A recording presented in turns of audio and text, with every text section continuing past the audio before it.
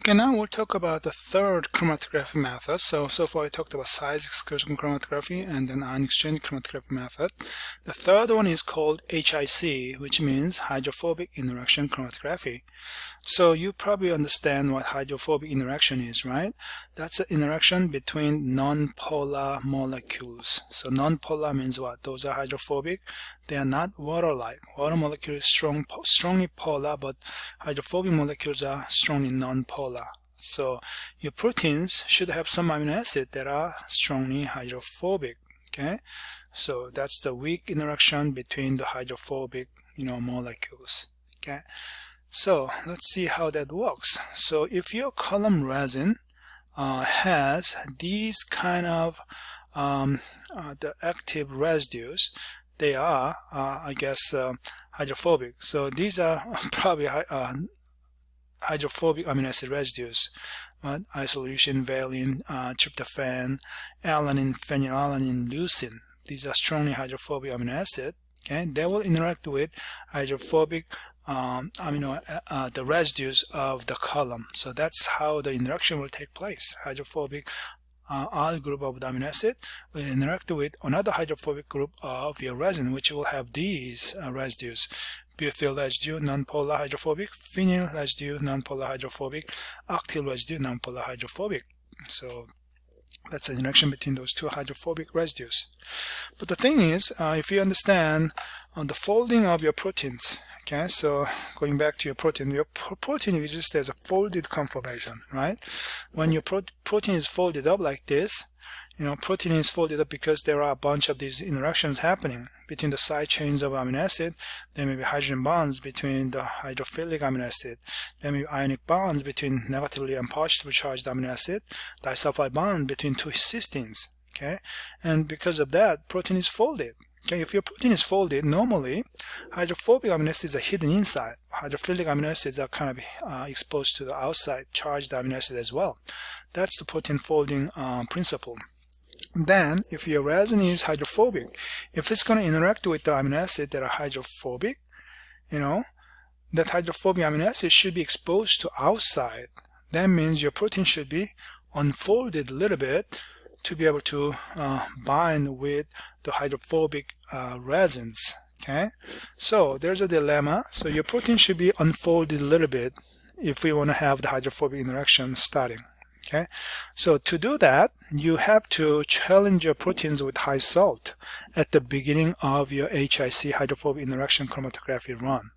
Okay, so then your protein will be exposed, kind of unfolded a little bit, then it's going to make interactions with the resin that's strongly hydrophobic. So what I'm saying is here, so protein, hydrophobic amino acids are hidden inside, right?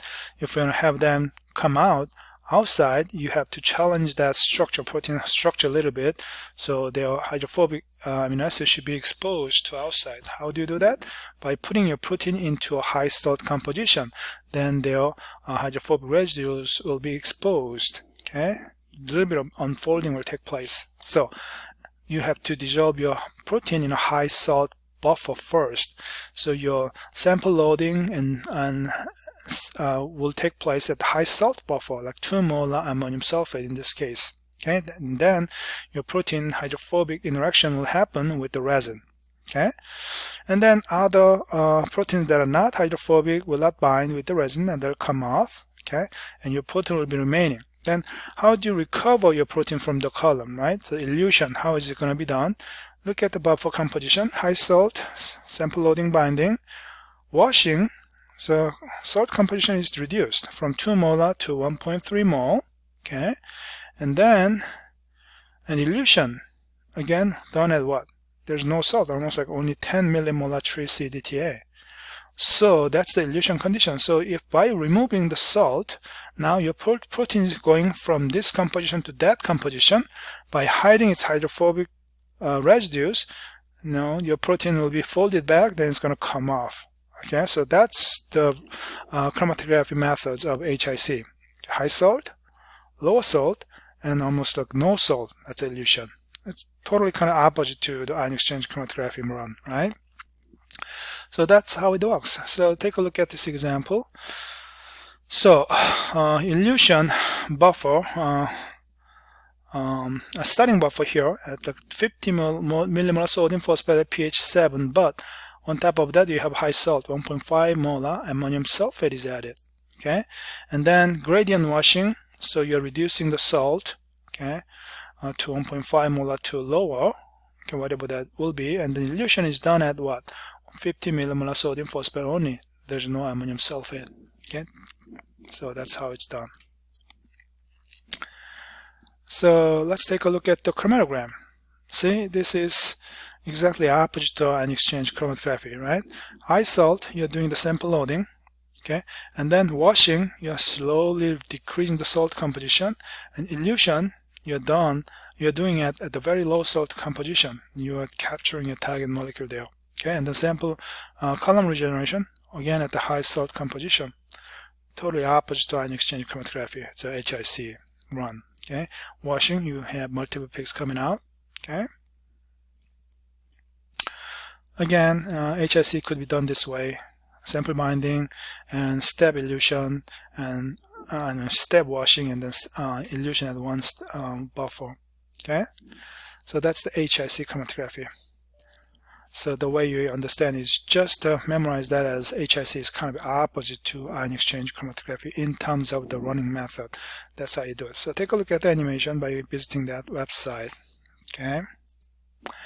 And then finally, affinity chromatography method is very efficient and very important chromatography method that's used a lot in the pharmaceutical industry. Okay. Then what is the affinity chromatography? Affinity in biology means it's a very specific binding between a target molecule and its receptor, for example. So in biochemistry, a ligand means a special binding. It's a binding based on special structural fitness. Okay, think about enzyme binding with its substrate. There's a very strong specificity happening, right? Because only one substrate can bind on the enzyme because of the structural fitness. We're talking about that interaction here. Okay, there's a kind of special molecule that are in your column resin, and there's only one receptor or target molecule that can bind on that resin. That's all. Okay, so then how do they bind? They bind using a whole bunch of these covalent bindings, like hydrogen bonds, ionic bond, or hydrophobic interaction. All those things come together, allow this special binding. That's what affinity is. Okay, so it's a very selective chromatography method and very high resolution because only one molecule is supposed to bind with your column, nothing else. Okay, so very selective and highly, it guarantees a high resolution. Only one protein will be captured. And very specifically binding the target molecule is to the resin. Okay, but one disadvantage is what? This resin is very expensive because it has to be made special way because only one molecule will be linked to the resin, so its target molecule will be binding only to the resin. Okay. And then how do you elute, wash and elute? It depends what kind of interaction is happening. You can change the salt composition, you can change the pH composition. There's a various way. Okay, but before you go to that, so think about these bindings. Those are the affinity we are talking about: enzyme to substrate binding, okay, or enzyme to inhibitor binding, enzyme to cofactor binding, and then antibody to antigen binding. That's again affinity, and nucleic acid to nucleic acid maybe binding proteins and something like that. Hormone to its receptor binding. Okay, or glutathione to glutathione transferase binding, or metal ion to maybe 6-histidine binding. These are all examples of affinity binding. Okay, so whatever your resin is, it has a special molecule attached to it. In this case, maybe some special antibody is attached to the resin. Then what? Only one antigen can bind to the antibody. So that's the affinity described in this diagram. Okay, so in this case, sample loading happens at the neutral pH 7. So mixture is added, and since only one protein is binding, maybe it's the red protein, everything else will be washed away. And then at the elution step, you are what? Change the pH value from 7 to 3. So then what happens? The the pH change will challenge the structure of your maybe protein or antibody, then it comes off. The binding will be compromised and your molecule will be recovered, captured there. So that's the affinity binding. Okay. So affinity medium. So if you look at the chromatogram, it may look like that. So it's kind of unique.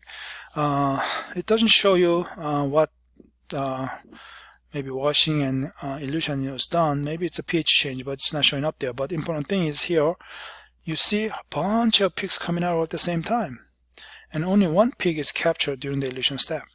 Okay, so that's the affinity chromatography characteristic. Bunch of peaks all coming out all at the same time, so there's no even peaks that can be separated. It's a just group of peaks all together, clumped together.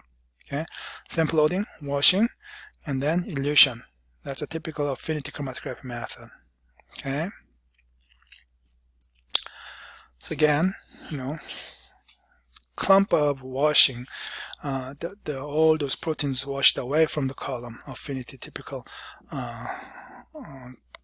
chromatogram characteristic, and one single peak at the elution step. Okay. So common terms used in affinity chromatography method: ligand, a special molecule that's probably bound on your resin. Binding is very specific between ligand and the target molecule. Elution, washing, those are the commonly used terms. Very special binding, that's what is described here. Okay. Elution method may be either selective or non-selective. What does that mean? So your target protein is bound, and how do you elute this? There are different ways of doing that. You can maybe add some competitor, so you can recover your protein. Okay, so competitor between the ligand and your target molecule. So if you add more of the competitor will bind your target molecule, they come out together. Or the competitor could be replacing your target molecule, either way. And you can change the structure of your molecule by maybe changing the pH. Okay, then you can recover it. Okay, and this is what it's just a continuous isocratic washing. So most of our other proteins are already washed away, and then you can recover your protein without much challenging. There are different ways of eluting your protein. That's what is described there. So method one, simple case, buffer composition. It continues to watch. Okay, not even big change. Okay. Maybe a little bit of salt could do that. Okay. Method 2 would be pH change. You change the structure of your protein a little bit. Okay, and maybe method 3 and 4 again, competition based elution method. That's what's described there. Okay, and chromatogram example. So again, be a clump of the peaks. So affinity chromatography. So now what? Composition. Salt composition is changed. That's a conductivity change. You elute it that way. And what is this? Again, affinity chromatography, because you see the clump of peaks. And then by increasing the conductivity, salt, you see protein 2 peaks are coming out. So there are 2 target proteins. Maybe those are isomers of same protein but different sizes. That's possible. And again, these are not good chromatography method, the affinity, because there isn't enough good peak, elution peak there. So this is better than these 2, obviously. And these are unwanted proteins, and that's the target protein. Okay. And then take a look at the animation of the affinity chromatography. Of course, that will help your understanding. Okay. I'm gonna stop